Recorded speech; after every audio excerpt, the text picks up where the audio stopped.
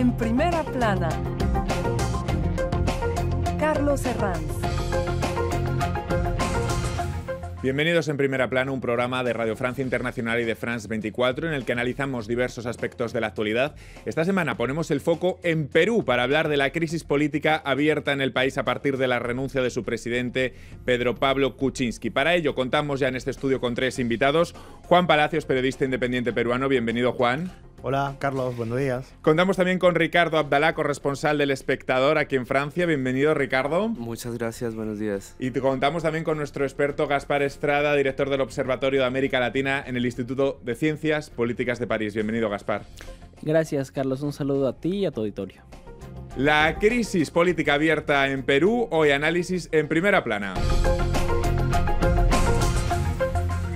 Bueno, pues la renuncia del presidente peruano Pedro Pablo Kuczynski ha abierto una crisis de dimensiones gigantes en Perú, una crisis que comenzó ya meses atrás cuando se conocieron los sobornos de la constructora Odebrecht, pero que se ha ido incrementando. Esta semana se publicaban esos vídeos de intento de compra de votos por parte de unos congresistas a otros diputados para intentar salvar al mandatario. Vamos a ver cómo la prensa peruana ha ido desarrollando esta crisis en sus portadas. Por ejemplo, el diario Perú 21, se acabó. Elocuente y contundente portada que plasma el fin de una presidencia que ha durado 20 meses. El Comercio de Perú, Kuczynski renuncia antes de la vacancia y explica los pasos del futuro político incierto que ahora vive el Perú.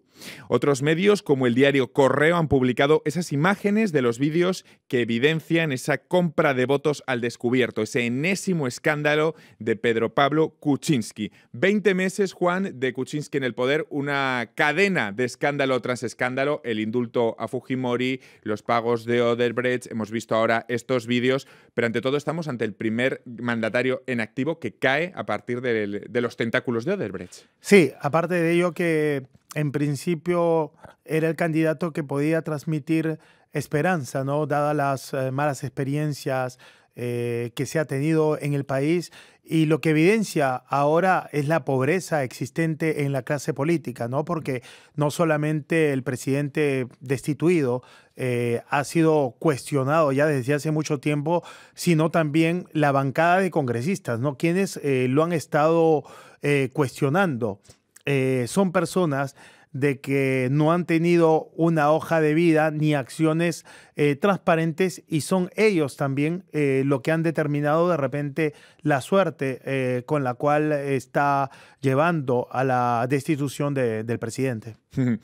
Gaspar, vamos a centrarnos en cómo ha afectado el escándalo Odebrecht concretamente a Perú, porque no solo es el caso del presidente Pedro Pablo Kuczynski, también otros mandatarios como Toledo, como Ollanta Humala, han sido afectados directamente por los tentáculos de la constructora brasileña y sus sobornos en el Perú. Sí, a mí me parece que el problema de fondo que evidencia esta crisis política es la relación de promiscuidad entre el dinero y la política.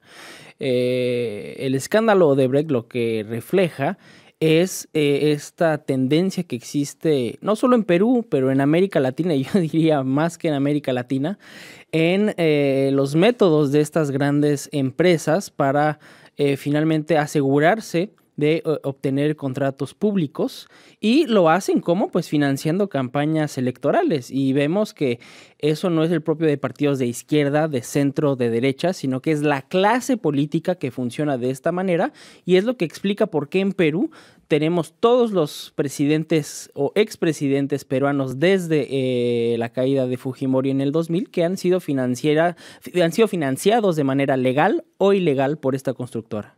Ricardo, podríamos decir que en el caso de Kuczynski es la pieza más gorda que se cobra del tablero, el escándalo de Odebrecht, pero tenemos otras, por ejemplo, el caso del vicepresidente de Ecuador, Jorge Glass, tenemos a Lula da Silva, tenemos a un montón de grandes mandatarios que han sido salpicados por el escándalo en América Latina. Claro, lo que pasa en Perú es como una prueba de que para que un presidente latinoamericano corrupto caiga, él no cae porque es corrupto, cae porque es corrupto porque dejó pruebas y porque tiene enemigos poderosos que pueden tumbarlo. En este caso, pues la bancada fujimorista. Odebrecht tuvo contratos, tuvo sobornos con 2 de los ministros de Álvaro Uribe, se supo, se confirmó por el Departamento de Estado norteamericano, no ocurrió nada. con el jefe de campaña de Santos, actual presidente de Colombia. No ocurrió nada. En Venezuela, México, 12 países de América Latina. Entonces lo que vemos es que es una práctica generalizada, que en realidad el problema en Perú no fue la corrupción, sino los enemigos políticos que llevaban ya desde el principio de su mandato intentando sacar al presidente, y lo lograron con esto. Yo no creo que vaya a ocurrir lo mismo en otros países donde no existe esta oposición tan radical del Congreso. No sé, Juan, si tendríamos que traducir esto como una victoria, no del fujimorismo, pero a lo mejor de una parte del fujimorismo. Claro, porque ellos son la mayoría. Imagínense el poder que tienen dentro de la bancada, la cantidad de congresistas, y más allá de eso también las situaciones previas que se vivieron a la destitución de Kuczynski, como que en algún momento el indulto a Alberto Fujimori, ¿no? O sea, como que los planes ya estaban previstos, era una cuestión de ejecutarlo, pero posteriormente los congresistas han estado funcionando de acuerdo a los intereses como mayor les convenga. Y eso se ha evidenciado, eso se ha determinado, pero a la larga el balance es uno, ¿no? La pobreza de la clase política y el sistema corrupto, el cual me parece, porque todo el país está decepcionado, el cual va a ser difícil de superarlo.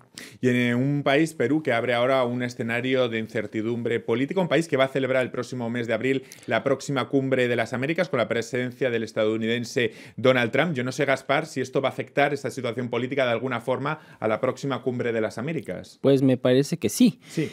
Me parece que sí, en primer lugar, porque el propio tema de la cumbre, que era gobernanza y lucha contra la corrupción, pues va a tener un muy mal ejemplo, ¿no? Con el país huésped, ¿no? Con un presidente destituido que más bien renunció, pero que estaba a punto de ser destituido por un congreso en el cual también hay escándalos de corrupción.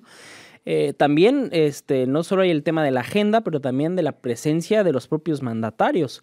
El presidente Macri ha hecho declaraciones diciendo que él ya puso en duda su participación en esta cumbre. El presidente Santos también no ha confirmado su participación. Y me parece que esto es muy grave porque estamos en un momento, me parece, clave para América Latina, en un momento en el cual Estados Unidos se está replanteando muchas cosas, en particular en el terreno político y económico, en un momento... Por una deriva a nombres muy conservadores por parte de la administración Trump, lo que hemos visto esta semana, unos nombres... No solo conservadores en el plano político, pero también proteccionistas en el plano económico. América Latina hoy en día se está buscando una nueva perspectiva política y económica que ha permitido, por ejemplo, que haya acercamientos entre, por un lado, la Alianza del Pacífico, por otro lado, el Mercosur, una voluntad también de firmar acuerdos comerciales, ya sea con la Unión Europea en el caso del Mercosur, una introspección mexicana con relación al futuro del TLC con Estados Unidos, y por eso una discusión en el ámbito regional sería esencial justamente para destrabar este tipo de acuerdos. El problema que vemos es que eso no está nada claro. Volviendo al caso peruano, muy premonitor fueran las palabras del Papa Francisco, si lo recuerdan, en su visita a Chile y Perú hace unos meses, cuando afirmó: ¿qué le pasa al Perú que cada vez que sale un presidente lo meten preso? Ahora recordamos aquellas palabras del Papa, Juan. Sí, era un mensaje premonitorio y yo hago énfasis en algo expresado por Gaspar, ¿no? Sí. Él se refiere al tema de los acuerdos comerciales y en ese caso esto se expresa, ¿no? En la forma cómo se han favorecido en algunas licitaciones que se dieron allá en el aspecto gubernamental, y también el tráfico de influencias, ¿no? Claro. La facilidad, cómo la corrupción se puso en evidencia, y eso determina, ¿no? O sea, esta clase política que está venido a menos, y sobre todo, ¿no? La decepción como ciudadano y la de todo el pueblo, ¿no? De como que es más allá de la situación de todo lo que ha acontecido, es como un barco a la deriva, ¿no? Porque no sabemos ni tenemos la seguridad de realmente lo que puede ser a futuro también el destino del país. Ricardo, ¿os ha sorprendido la manera con la que PPK se ha aferrado al poder también? Es decir, durante estos meses, escándalo tras escándalo, y tampoco ha habido un discurso el mínimo de autocrítica o de salir a dar una serie de explicaciones que a lo mejor muchos peruanos demandaban en ciertos momentos. Yo no creo que él hubiera salido a dar explicaciones. Como tú dices, se estaba aferrando y la idea era defenderse, negar. Pase lo que pase. A pesar de que la evidencia estaba ahí.